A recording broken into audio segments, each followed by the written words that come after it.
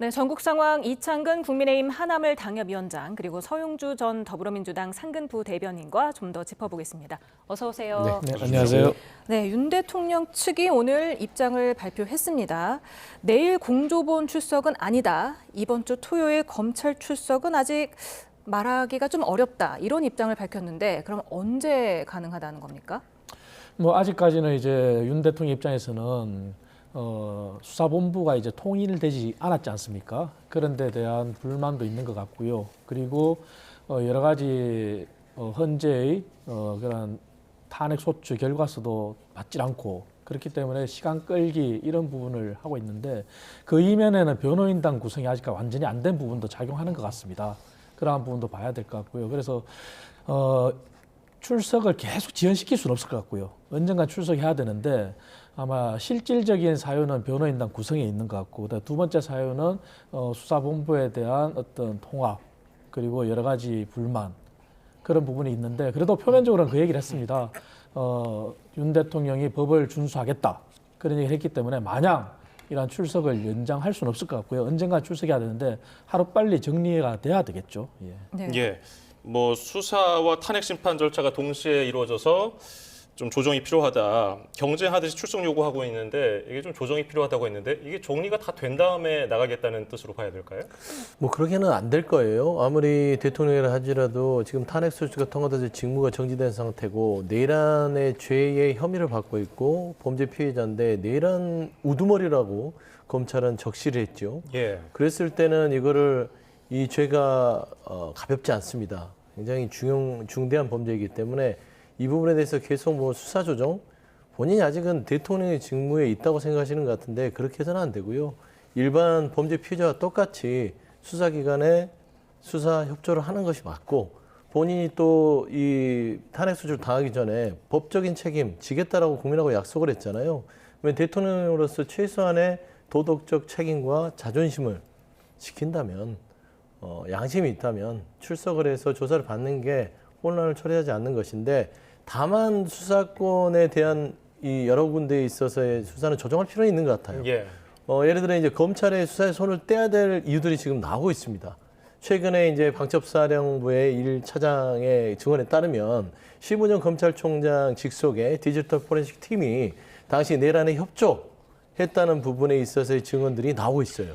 그러면 과연 검찰도 이 내란에서 자유로울 수 있느냐라는 측면이고 심우정 검찰총장이 이 내란 부분에 있어서 대통령과 아직은 확인되지 않았으나 어느 정도의 소통이 있었다면 일단 수사에서 검찰을 배제하는 게 맞기 때문에 저는 이게 경찰이 내란 처리 직접 수사할 수 있는 부분이 있어서 공수처, 경찰, 국방부로 된 공조본에 수사를 일원화하는 것 그거는 시급해 보인다. 그렇게 보입니다.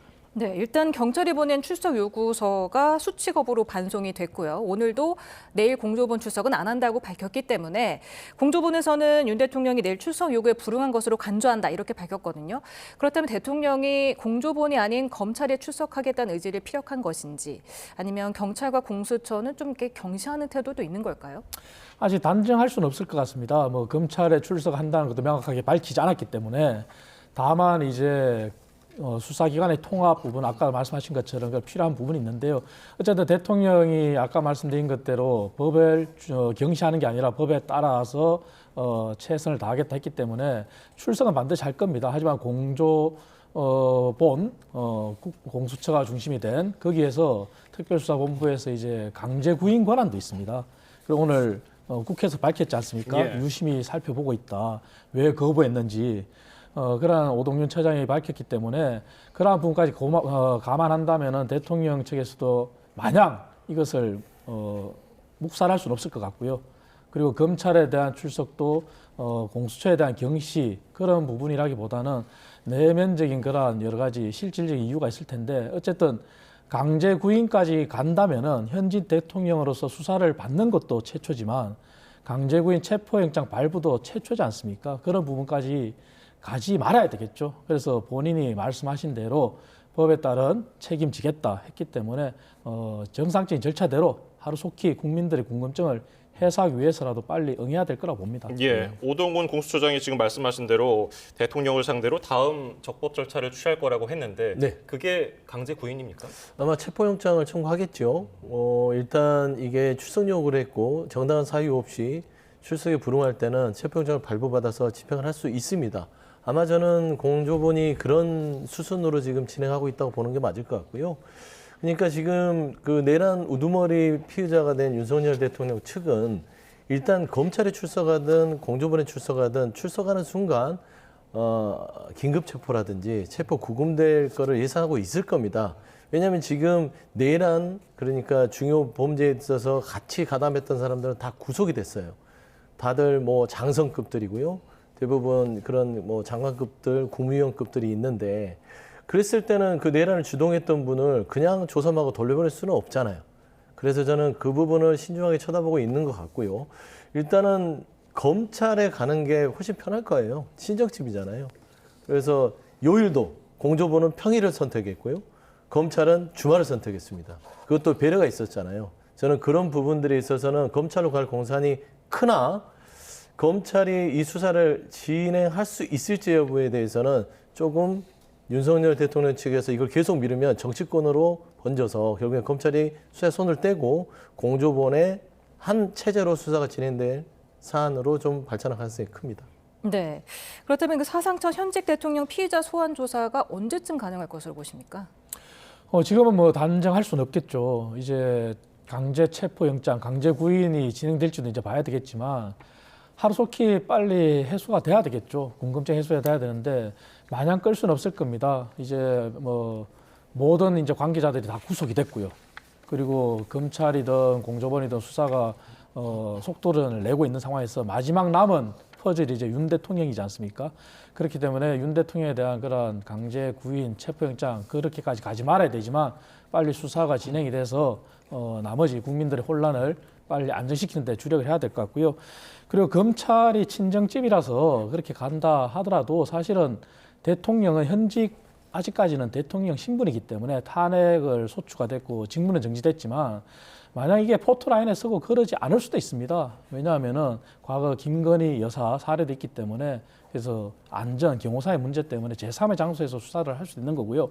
공조본도 마찬가지입니다. 공조본 수사도 반드시 그 장소가 아니라 제3의 장소에서 할 수 있는 거기 때문에 이 모든 것을 종합해서 봤을 때 하루속히 혼란을 차지하고 안정을 되찾기 위한 그러한 절차가 빨리 진행돼야 되겠죠. 예. 헌재 탄핵 심판에서 내란죄냐 통치행위냐 이 점도 굉장히 큰 쟁점거리가 될 텐데 네. 오늘 석동혁 변호사가 이 브리핑에서 법률적 개념으로서의 내란죄에 전혀 동의하지 않는다. 정권을 가진 사람이 정권을 찬탈하려고 내란을 일으키느냐.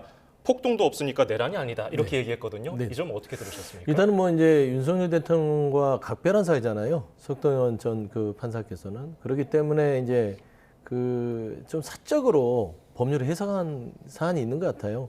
97년 대법원 판례는 이미 국민의 기본권을 심각하게 침해하는 통치행위는 법원의 판단을 구하는 부분이고요.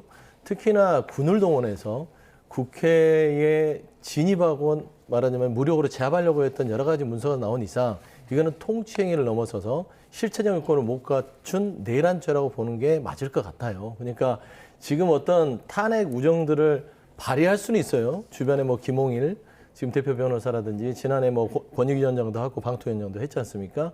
그 주변에 여러 가지 법률가들이 있겠으나 최소한 국민의 법상식이 허용하는 범위 내에서 방어를 해야지 대법원 판례에서 나오는 그 지적까지 저렇게 부인해버리면 본인 스스로도 내란에 동조하는 사람으로 영원히 낙인찍힐 수 있다라는 점은 분명히 아셔야 될 것 같다. 그런 말씀드립니다. 예. 네, 방금 들어온 소식 하나 전해드리겠습니다. 경찰 특별수사단이 대통령실 서버 압수수색이 불발됐다고 밝혔습니다. 앞서 오전 10시 20분부터 한 7시간 넘게 대통령 경호처와 좀 이렇게 대치 중이었는데요. 결국에는 실패한 것으로 분석됩니다. 예. 또 조지호 경찰청장의 보안폰, 이른바 비화폰 기록을 확인하는 차원에서 서버에 대한 압수수색을 시도했는데 이게 불발됐다는 겁니다. 그래서 그래서 경호처는 압수수색 협조 여부에 대해서 내일 알려주기로 했다는 경찰 특별수사단의 발표가 있었고요. 저희가 이 내용은 이어지는 뉴스에서 기자 연결해서 보다 자세히 전해드리도록 하겠습니다. 네. 지금 내란죄 관련해서 여쭤보고 있었는데 사실 석동현 변호사는 정권을 가진 사람이 정권을 찬탈하려고 내란을 일으키냐. 그러니까 대통령은 내란을 일으킬 수 없는 대상인 것처럼 말을 했는데 헌법 84조에 따르면 대통령은 내란 또는 외환의제를 범한 경우를 제외하고는 형사상 소출을 받지 아니한다. 이 문구 자체가 네. 대통령도 내란을 일으킬 수 있다는 전제를 깔고 말한 건 아닙니까? 그렇죠. 그러니까 내란죄와 외환죄는요, 이 국가의 근간을 흔드는 죄입니다.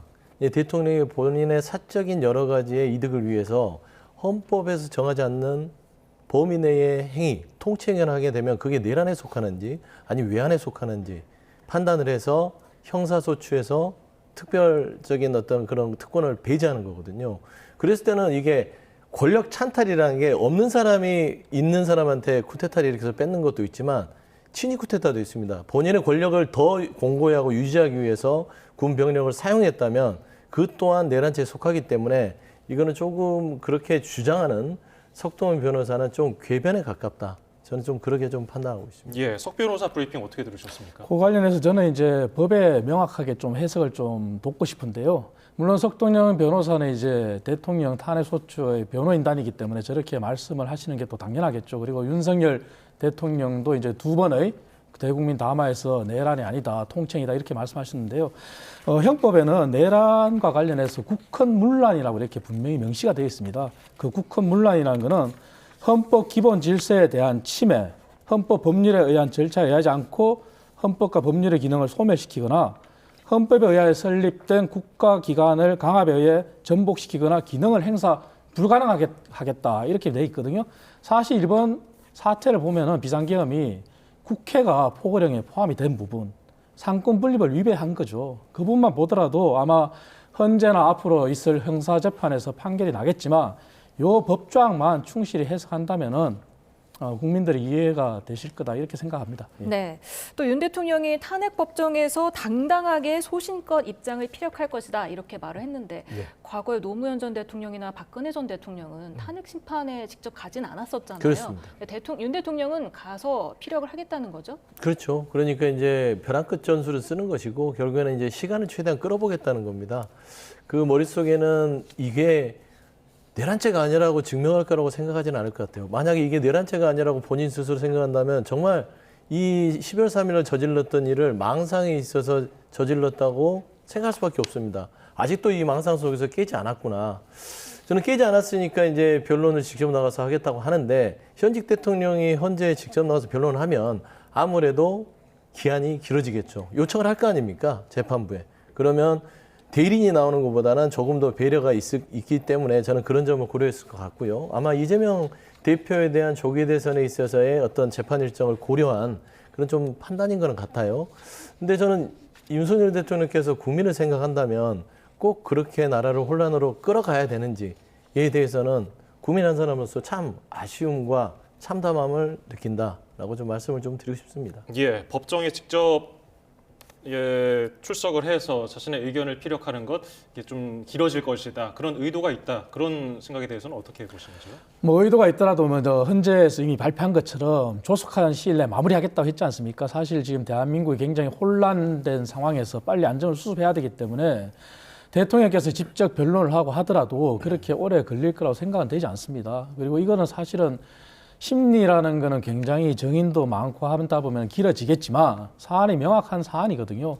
그렇기 때문에 헌재에서 이미 발표한 것처럼 발표란 건 대국민 발표이기 때문에 그렇게 길게 끌 거라고 보진 않고요. 윤 대통령 입장에서는 이미 담화를 통해서 본인의 변론을 이미 다 어느 정도 방향을 제시했다고 봅니다. 언론도 그렇게 평가하고 있고요. 그렇기 때문에 당연히 본인이 할 수 있는 건 본인의 방어권을 위해서 하는 거고 그거에 의해서 뭐 재판이 시일이 연장이 되고 영향을 받는다. 그렇게 봐지진 않습니다. 예.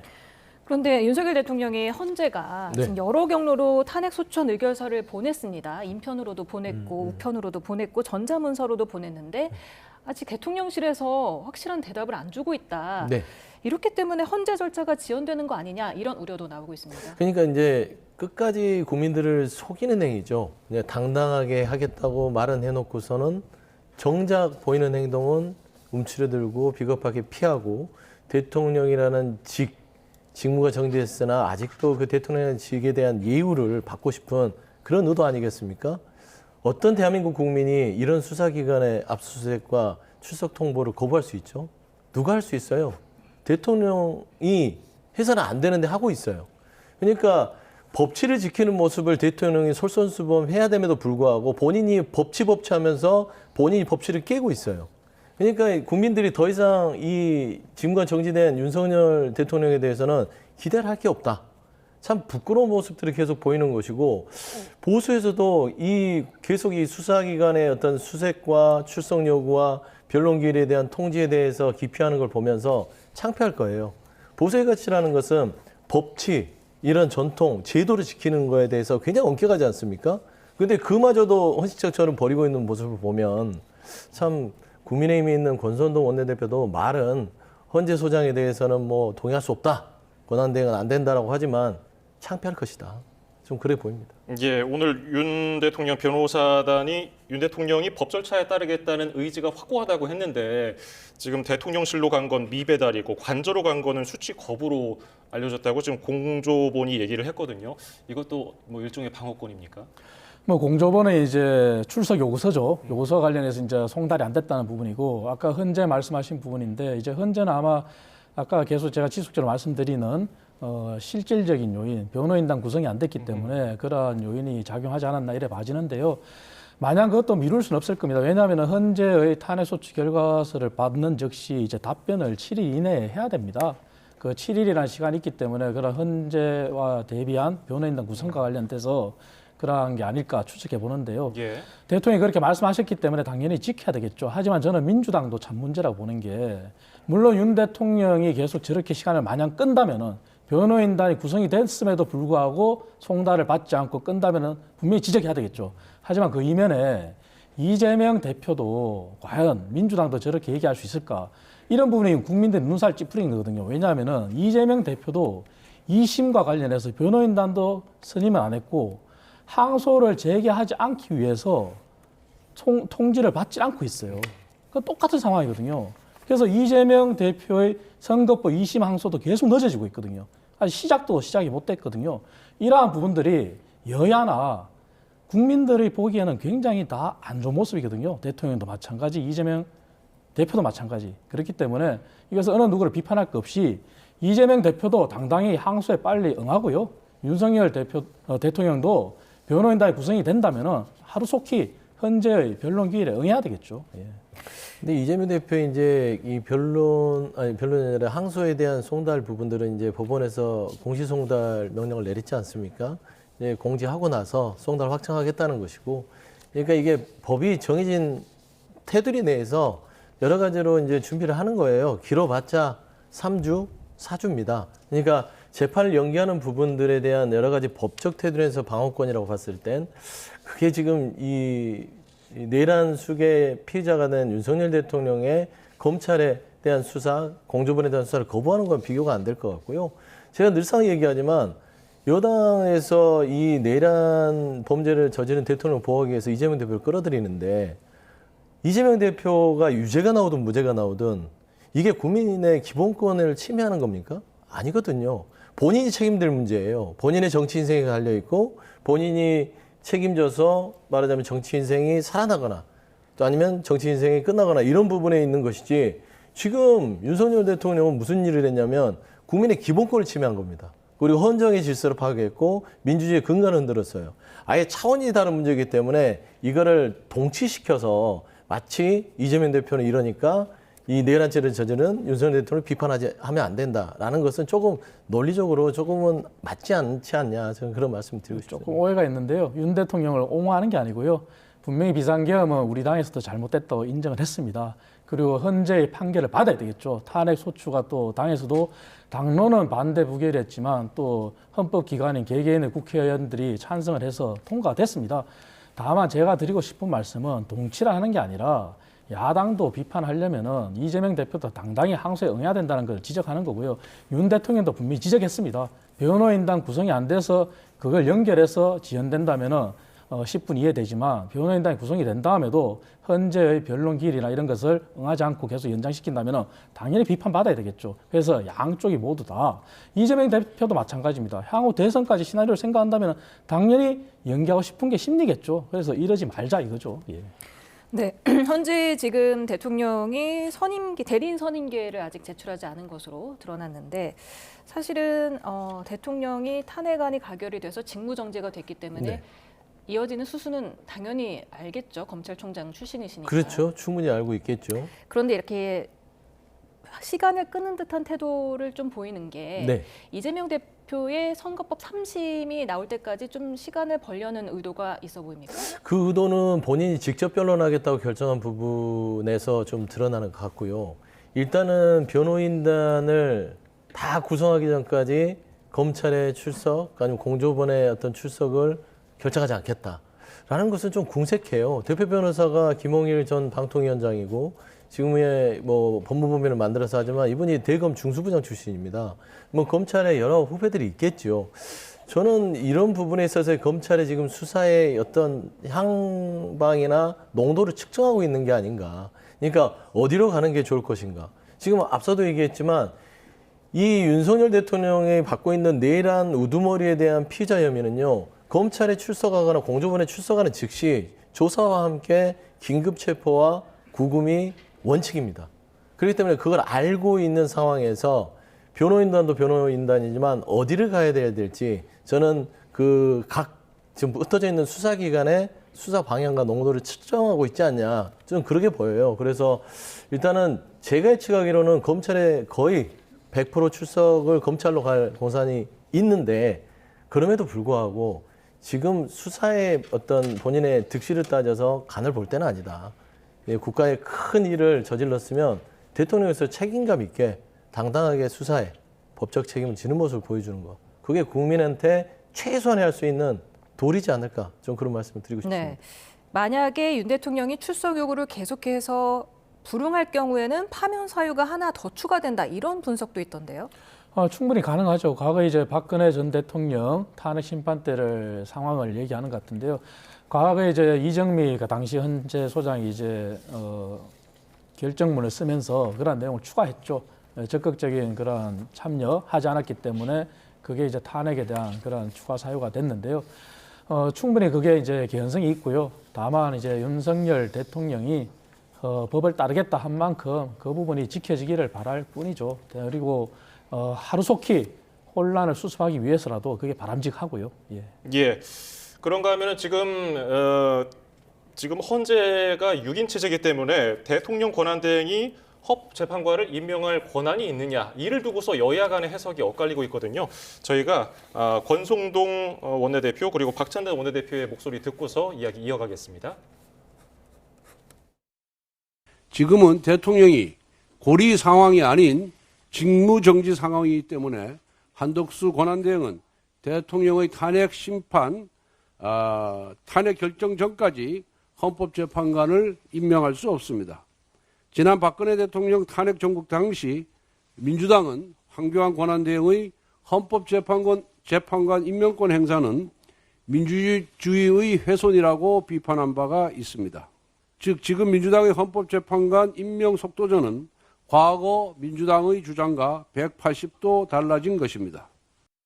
권한 대행은 거리 시 임명할 수 있지만 직무 정지 시에는 할 수 없다고 주장했는데 터무니없는 주장입니다. 지금 공석 3인은 국회의 추천 몫입니다. 따라서 국회에서 3인을 추천하면 대통령은 임명 절차만 진행하는 것인데 대통령 직무 정지 시 권한 대행이 임명을 못한다는 것은 말장난에 불과합니다. 예, 지금 양측의 의견이 아주 팽팽하기 때문에 여기서도 아마 두 분 의견이 엇갈릴 것 같은데 어떻게 보십니까? 사실은 지난 박근혜 전 대통령 당시와 지금이 사실 당시의 당의 상황과 지금의 양당의 상황을 봤을 때 서로 오버랩이 되면서 서로 입장이 뒤바뀌는 형국이 되어 있습니다. 예. 근데 이제 결국은 법의 논리나 정치적인 논리나 이 싸움 같은데요. 법의 논리를 본다면 사실 헌법에서는 이제 대통령의 권리나 사고 시 국무총리 그 다음에 정한 국무위원 순으로 권한을 대행한다 이렇게 되어 있죠. 예. 그 권한이라는 게 사실 헌법에는 열거주의로 되어 있지는 않습니다. 그렇기 때문에 이미 언론에 보도가 난 것처럼 탄핵이 되고 바로 직무 정지가 되고 한덕수 총리가 대통령 권한 대행이 된 순간 대통령실 경호처에서도 경호 인력을 편성을 했어요. 그 자체는 이제 대통령으로서 권한을 인정했다는 거거든요. 하지만 다만 이제 권성동 대표가 얘기한 것처럼 권리냐 사고냐 그 논리보다도 당시 박근혜 대통령 당시 상황으로 되돌아갔을 때 대통령 권한 대행으로서 임명을 할 수 있느냐 없느냐 그 얘기를 하시는 것 같고요. 그리고 민주당의 논리는 그게 아니라 대통령 권한 대행으로서 권한은 있다 할 수 있는데 다만 몫이 추천 몫이 대통령 몫이 아니기 때문에 당연히 해야 된다 이 논리 같아요. 예. 그래서 약간의 미세한 차이가 존재하는데 이 부분도 결국 법의 논리, 정치적 논리에서 참 국민들한테 혼란을 주는데요. 하루속히 좀 수습이 돼야 된다고 생각합니다. 네. 그동안 각종 언론에서도 이 헌법재판관 3명에 대한 임명이 국회 추천 몫이기 때문에 좀 수월할 것이다라고 분석을 해왔었던 건데 그렇습니다. 갑자기 여당이 입장을 바꾼 겁니까? 여당이 바꾼 거죠. 그러니까 권선동 원내대표한테 묻고 싶어요. 2017년 2월에 권선동 원내대표는 권한대행이 헌법재판관에 임명할 수 있다라고 발언을 했죠. 근데 지금 와서는 당시에 민주당이 주장했던 주장을 다시 되뇌이고 있습니다. 그 근거가 민주당이 그렇게 했으니까 나도 이렇게 주장할게 예요. 그러니까 이게 법적인 판단보다는 정치적인 상황에 따라서 정치적인 발언들을 하는 것인데 사실상 조금 더 들어가다 보면 헌재 구성이 대통령 추천 셋, 국회 셋, 대법관 셋 이렇게 되다 보니까 결국에는 이 부분에 있어서의 형식적 임명이냐 실질적 임명이냐 이 두 가지 측면이 법률적으로 있는 것 같아요. 그러니까 대통령 임명하는 3명에 대해서는 그 임명권을 침해하는 것은 실질적 임명권을 침해하기 때문에 이거는 좀 위헌의 다툼이 있겠으나 국회나 대법원장이 임명하는 이 임명권에 대해서는 추천하면 형식적으로 알겠습니다 하고 그냥 임명을 해주는 그런 절차거든요. 그렇기 때문에 상식적으로는 국회 추천목을 거부할 법률적 근거는 없다고 보는 게 맞을 것 같아요. 그리고 현재 이 국회에 추천된 3분도 이미 추경호 원내대표가 있을 당시에 여야가 합의해서 추천한 사람들입니다. 그러면 여야 합의로 추천돼서 이미 완성된 인물들을 청문회까지 잡혀있는 상황에서 권선동 원내대표가 예전에 16년, 17년도의 발언을 가지고 와서 안 된다라고 하는 것은 그냥 재판 지연 전략이고 어깃장을 놓는 것이다. 라는 측면에서는요, 뭐 오래 가겠습니까? 그리고 국민의 눈높이를, 물론 이제 내란 부분의 탄핵에 반대했던 국민의힘이라 할지라도, 그래도 이게 국민들이 9명으로 재판관을 통해서 중요한 결정을 하는 걸 바라지 6명으로 가는 게 맞겠어요? 그러니까 6명으로도 가능하니까 그냥 가자라는 그런 논리 같은데, 아니, 제대로 고를 수 있는 요건이 다 갖춰졌는데 왜 쩔뚝거리면서 가야 됩니까? 그냥 3명에 대해서 여야 합의된 대로 청문회 거치고 9명 체제로 해서 4월 18일 이전에 판단하면 훨씬 더 이게 명분이 있는 거 아닐까라는 차원에서는 권선동 원내대표의 이런 입장들은 조금은 설득력이 떨어진다. 좀 그렇게 보고 있습니다. 예, 방금 말씀하신 대로 여당의 재판 지연 작전이라는 의견에 대해서는 어떤 생각이십니까? 저희가 뭐 당이 재판을 지연할 수 있는 권한이 없고요. 왜냐하면 헌재에서 이미 발표했습니다. 6명으로도 충분히 심의 판결이 가능하다고 했기 때문에 설사 이 사태가 장기화된다 하더라도 대통령의 답변서가 도착하고 그리고 헌재에서는 당연히 국회가 또 탄핵 소추를 청구한 당사자이지 않습니까? 국회에 또 의견서를 구할 겁니다. 그렇게 된다면 심리는 진행이 됩니다. 다시 말해서 아무리 국회에서 임명권을 가지고 서로 싸우더라도 헌재에서는 헌재의 시간대로 갈 거예요. 그렇기 때문에 그것을 지연은 전략이다. 이렇게까지 해석하는 것은 과대 해석이다. 그렇게 저는 생각합니다. 네. 여야가 어떤 주장을 하든지 간에 선택은 한덕수 권한대행에게 있는 거 아니겠습니까? 그렇습니다. 한덕수 권한대행 어떤 선택을 할까요? 일단은 뭐 헌재 사무처장도 이 자료면에 나오듯이 권한대행이 재판관 임명 가능하다라고 이렇게 해석하고 있지 않습니까? 그러면 결국에는 한덕수 권한대행은 법과 원칙에 따라서 갈 거예요. 본인도 이번 내란 사태에 있어서 책임이 가볍지는 않습니다. 그런 차원에서 국민한테 속죄하는 그런 마음으로 법과 원칙에 따라서 이게 법에 위촉되지 않으면 당연히 정상적인 헌재 구성으로 가는 게 맞겠다라고 생각하지 않겠습니까? 그래서 저는 권한대행 자체가 형식적 임명에 대해서는 손을 들어줄 것이라고 보고 있는데 굳이 국민의힘의 권선동 원내대표가 저렇게 어깃장을 놓는 게 과연 국민의힘에 도움이 될지 저는 이 부분은 국정원란을 더 혼란스럽게 하는 거거든요. 안정을 꾀하는 집권여당의 어떤 지금 비대위 체제의 권한대행이라면 저런 식으로 해서는 안 된다. 저는 좀 그런 좀 조언을 드리고 싶습니다. 예. 한덕수 대통령 권한대행의 제2 요구를 두고도 신경전이 아주 거센데 민주당에서는 말씀하신 대로 권한이 없으므로 거부권 행사를 하면은 탄핵할 수도 있다 이런 경고의 목소리가 여기저기서 들리고 있고요. 국민의힘은 이재명의 섭정 체제가 아니다 이렇게 권성동 또 권한대행이 그렇게 얘기를 하기도 했어요. 어떻게 생각하고 계세요? 사실 민주당의 논리가 사실 모순이죠. 왜냐하면 헌재 재판관 임명과 관련해서는 무조건 법대로 해야 된다 이렇게 하시면서 법과 관련해서는 당연히 거부권도 그러면은 대통령 권한대행이 가지고 있는 겁니다. 그 얘기는 국무회의 심의를 통해서 할 수 있는 거거든요.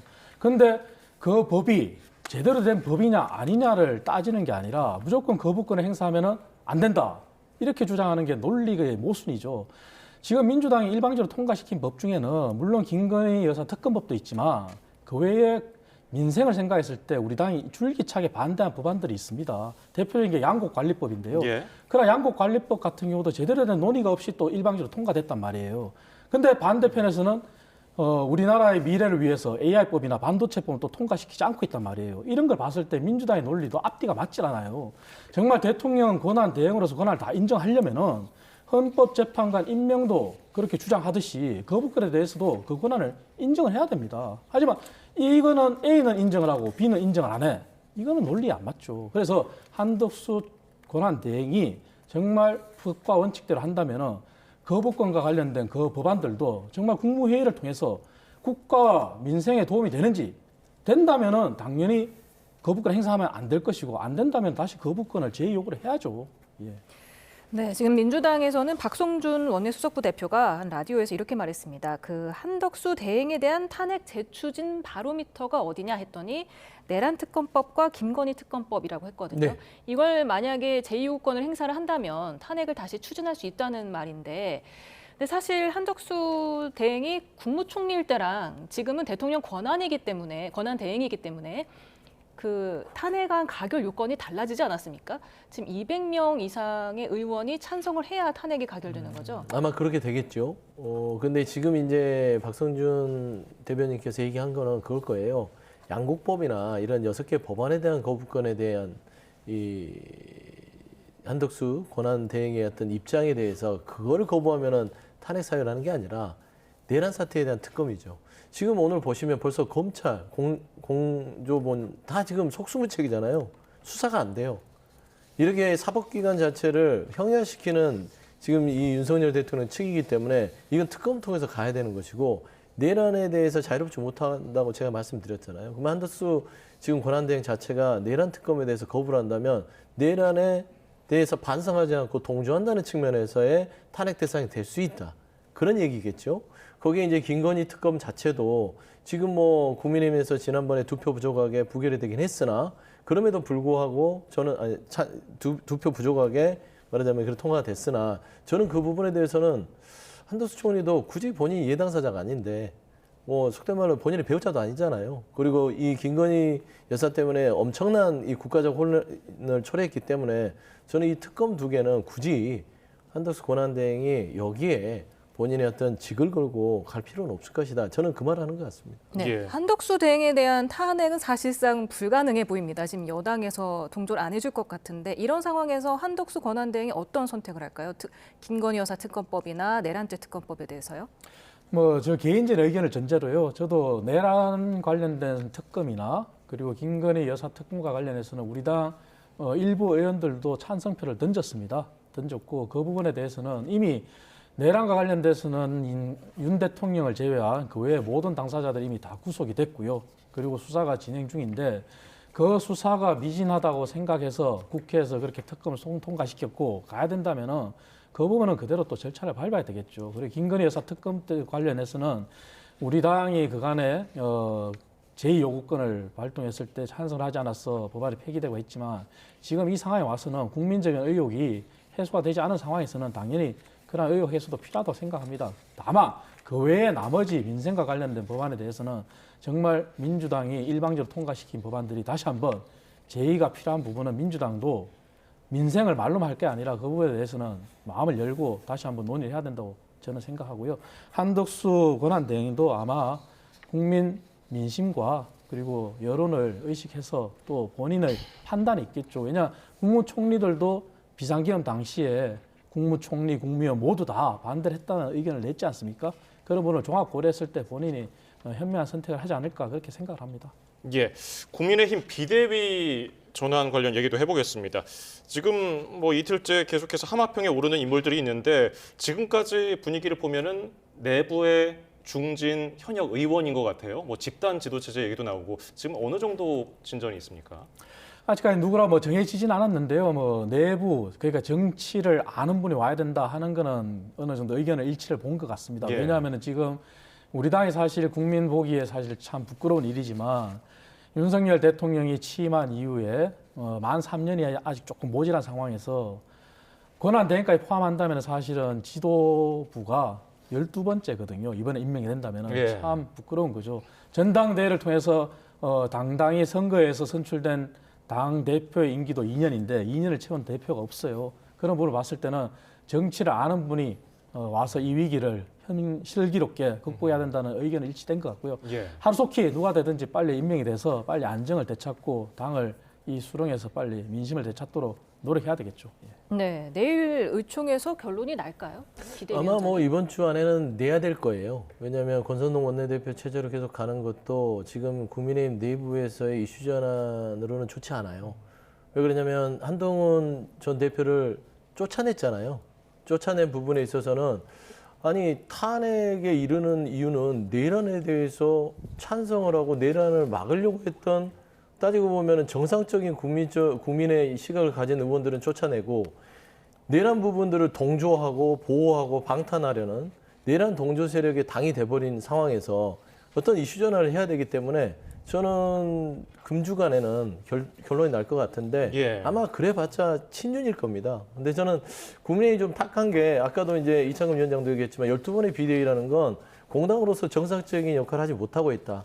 이게 기괴한 대통령을 뽑아놓다 보니까 국민의힘의 처지가 기구해졌다라는 측면에서는 좀 안타까운데 좀 오래 갈 것 같습니다. 이제는 진짜 합리적인 보수보다는 극우의 길을 가는 국민의힘을 보고 있어서 누가 되더라도 아직은 그 보수나 국민들의 지지를 얻기에는 요원한 것 같다고 좀 평가됩니다. 예. 이런 가운데 이재명 대표가 팬카페인 제명인의 마을 이장직을 사퇴한다는 얘기가 들려왔거든요. 네네. 이건 어떤 의미가 있다고 볼 수 있을까요? 일단은 뭐 여러 가지로 그 이재명 대표가 운영하던 제명인의 마을의 이장직 부분들이 좀 당내에서도 너무 좀 그 이장직을 계속 수행하는 것들이 좀 당의 화합이나 통합에 저해되는 거 아니냐 그런 지적들도 있었거든요. 그래서 아마 그런 차원에서의 이장직을 내려놓으신 것 같고요. 예. 또 이재명 대표가 제명인의 마을 부분들이 좀 강성 지지층들이 많이 있습니다. 그래서 이번 탄핵 국면에서 여러 가지 역할들을 하는데 그런 역할에서 조금은 이재명 대표가 좀 민생이나 어떤 국정 부분에 있어서 좀 우클릭으로 가야 될 필요성도 있거든요. 그래서 좀 통합 행보를 위한 하나의 좀 첫 신호탄이 아닌가 그렇게 보입니다. 네, 이재명 대표가 오늘 대북 송금 재판 관련해서 법관 기피 신청을 냈는데 그게 받아들여졌습니다. 어떻게 보셨습니까? 저 부분도 마찬가지입니다. 아까 말씀드린 선거법 관련해서 이제 송달 안 받고 고의 연기하는 것처럼 그리고 이장직을 사퇴한 것도 마찬가지고 정말 본인의 말대로 비상시국이 상황인 만큼 야당의 대표로 거대 야당의 대표답게 소임을 다한다면은 이 역할이 참 충실하다면은 박수를 보내야 되겠죠. 하지만 그게 아니라 이 모든 것을 봤을 때 재판을 지연시키고 법관을 기피하고 그리고 이장직을 사퇴하면서 대권 플랜으로 가는 것 듯한 이런 상황이라면 과연 국민들이 용납이 되겠습니까? 물론 이재명 대표의 지지층은 환호를 하고 박수를 보내겠죠. 정말 시국이 비상시국이고 민생이 중요한 상황에서 본인이 대권을 향해서 간다 이 상황에서 아마 국민들이 판단할 거라 저는 생각합니다. 네. 저는 이재명 대표에 대해서 자꾸 여당에서 뭐 본인이 조기 대선을 통해서 사법 리스크를 피하려고 빨리 하는 거 아니냐라고 하시는데 참 궁색해요. 이재명 대표가 내란을 일으키라고 이런 그 범죄에 준하는 비상 불법 개헌을 하고 시켰습니까? 예를 들어서 윤석열 대통령이 이 6개월 동안 공직선거법 대법원 확정판을 날 때까지 기다리면 되지 않습니까? 그걸 못 기다리고 이 사단을 내놓고 나서 왜 이재명 대표한테 재판을 왜 지연하고 있냐, 왜 재판을 빨리 안 받냐, 빨리 법의 심판을 받아라. 이건 논리가 안 맞아요. 예를 들어서 이런 상황이 없음에도 불구하고 지연을 한다면 그런 비판을 해야 되나? 아니 본인들이 배출한 대통령이 내란 사태를 일으켜서 이재명 대표를 도와주는 꼴이 됐잖아요. 그래 놓고 나서 이재명 대표 재판 빨리 받아라, 피하지 마라 하는 것들은 좀 안 맞다. 그러니까 이재명 대표는 다 재판을 받고 있어요. 그리고 대장동 사건 같은 경우도 이거는 어차피 대선이 돼도 정상적으로 되더라도 대법원 확정판이 그냥 안 나는 사안입니다. 그냥 법원에 대한 그 판사가 동일 사건으로 이화영 전 부지사 했던 분이 하기 때문에 이거는 선입견이 들어갈 수 있어서 좀 있는 그대로의 판단이 안 될 것이다라는 차원에서 기피 신청을 한 것이지 이거를 뭐 이번 대선과 조기 대선과 연결해서 피하려고 하는 건 아니었다라는 점 좀 분명히 하고 싶습니다. 네, 그런가 하면은 우원식 국회의장의 인기가 최근 들어서 급상승하고 있습니다. 한국갤럽이 지난 10일에서 12일 전국 18세 이상 1,002명에게 신뢰도를 물었던 결과 우원식 의장 신뢰도가 56%로 1위를 기록하면서 이재명 대표를 넘어섰거든요. 만에 하나 그 조기 대선 전에 이재명 대표가 피선거권이 박탈이 된다면 우원식 의장이 좀 대선 후보로 가능성이 있어 보입니까? 정치라는 거는 그러니까 딱 정해진 건 없습니다. 상수로. 그러니까 지금 내란 사태를 우리가 경험하고 있지만 이런 초현실적인 상황이 올 거라고 누가 상상을 했겠습니까? 그러니까 정치라는 건 그때 가서 가봐야 어떻게 되는지 아는데 가능성은 높으나 확정적으로 이 내란 사태를 통해 조기 대선이 되면 이재명 대표가 무조건 대통령이야. 이렇게 하는 것도 좀 예단하는 거예요. 예. 가능성은 높다. 뭐 80%, 90% 높다. 하지만 10%에 있어서 바뀔 수 있는 게 정치이기 때문에 우원식 의장 부분에 대한 이번에 국민들의 평가는 뭔가 좀 질서정연한 정치의 모습을 보여줬다. 그래서 이 내란 사태를 차분하게 잘 해결했다는 점은 그 누구도 부인할 수 없는 사실일 거예요. 그래서 저는 이 우원식 국회의장 자체도 국민들이 선택할 수 있는 상황이 된다면 선택지가 될 수 있다. 그렇기 때문에 저는 지금 이제 국민의힘 자체가 이 윤석열 대통령을 손절하고 갔었으면 그 선택을 조기 대선이라 하더라도 한판 승부를 할 수 있을 텐데 이 내란의 우두머리를 보호하면서 가기 때문에 그 조기 대선에서 새로운 후보를 내더라도 그 낙인 찍힌 부분에 있어서 감당이 안 되는 거예요. 그래서 예. 저는 우원식 국회의장이나 이재명 대표나 또 다른 후보들도 충분히 그때 국민들의 선택이 다 달라질 수 있고 국민들이 그동안 이제 극단적인 정치에 좀 지치다 보니까 예. 우원식 의장의 그런 정치력이 좀 눈에 들어오고 돋보이지 않았냐. 하지만 그게 일시적인 현상 같아요. 예. 그리고 저희 방송 시작하기 얼마 전에 지방선거 관련해서 정치인들에게 불법 정치자금을 받은 혐의로 건진 법사라는 인물이 체포가 됐습니다. 이 인물이 어떤 인물입니까? 뭐 사실 김건희 여사와 관련돼서 지속적으로 계속 나왔던 그런 문제 인사였죠. 문제 인사고 그간에 한간에 떠돌던 정말 정치인과의 거래 관계, 온갖 청탁 이렇게 나왔었죠. 근데 늦게나마 이렇게 체포가 되고 한 게 다행입니다. 다행이고 그래서 이 건진법사와 관련된 부분도 명확하게 국민들 앞에 의혹이 해소해야 돼야지만 우리 당이 그러한 오명을 벗을 수 있을 것 같고요. 그리고 아까 서영주 대변인께서 말씀하신 것처럼 저희 당이 윤석열 대통령의 비상계엄을 단 한 사람도 찬성을 한 사람이 없습니다. 국회의원들도 다 이것은 잘못됐다고 인정을 했고요. 다만 이재명 대표를 저희가 자꾸 이렇게 뭐 견제한다 이렇게 말씀하시는데 그게 견제가 아니라요. 정상적으로 재판을 받으라는 겁니다. 국민들과 함께 국민들처럼 재판을 지연하고 하지 말고 아까 우원식 의장의 신뢰도가 보여주듯이 국민들이 그만큼 피로감을 느끼는 거지 않습니까? 정치인들을 신뢰하느냐, 호감을 가지느냐. 거기에서는 사실 윤 대통령도 이재명 대표도 다 후순위예요. 그래서 이번 기회에 야당도 야당답게 정말 민생을 생각한다면은 저희가 계속 주장하는 경제와 관련된 법들은 좀 마음을 여시고 AI법이나 반도체법 이런 거는 열어주시고 그리고 교육계획과 관련된 부분들도 마음을 열어주시고 그래서 이재명 대표를 저희가 비난하고 저희가 뭐 발목을 잡고 그럴 일은 없습니다. 정상적으로 하라는 겁니다. 저희는. 예. 혹시 그 말씀만 건진 법사 드리겠습니다. 체포에 대해서 하실 말씀 있으십니까? 건진 법사 체포 이제 그 검찰에서의 빗장이 풀어진 거죠. 살아있는 권력 앞에서는 검찰이 수그리고 이 김건희 여사도 어떻게 했습니까? 대통령 배우자라는 이유만으로 명품백 또 무혐의, 도시모터 주가 조작 무혐의. 건진 법사는 대표적으로 윤석열 대통령 부부를 등에 업고 여러 가지의 정치권에서 여러 가지 일을 했던 분으로 알려져 있고요. 대선 캠프 당시 제가 알기로는 무슨 그 제의를 지냈던 것으로 알려졌죠. 그러니까 지금 보면 참 기괴한 국정 운영이었어요. 소문이지만 건진 법사, 천공, 명태균 씨까지 대통령 부부를 등에 업고 많은 일들. 천공 그분은 아니지만 지금 드러난 거는 명태균 씨는 너무나 명확하게 드러났고요. 지금 건진이라는 분이 결국에는 정치인들로부터 돈을 받았는데 저분이 뭐가 있다고 돈을 주겠어요? 대통령과의 부부, 대통령 부부와의 어떤 그런 어떤 관계를 과시하면서 뭔가 이런 여러 가지 불법 자금을 받은 게 아닌가.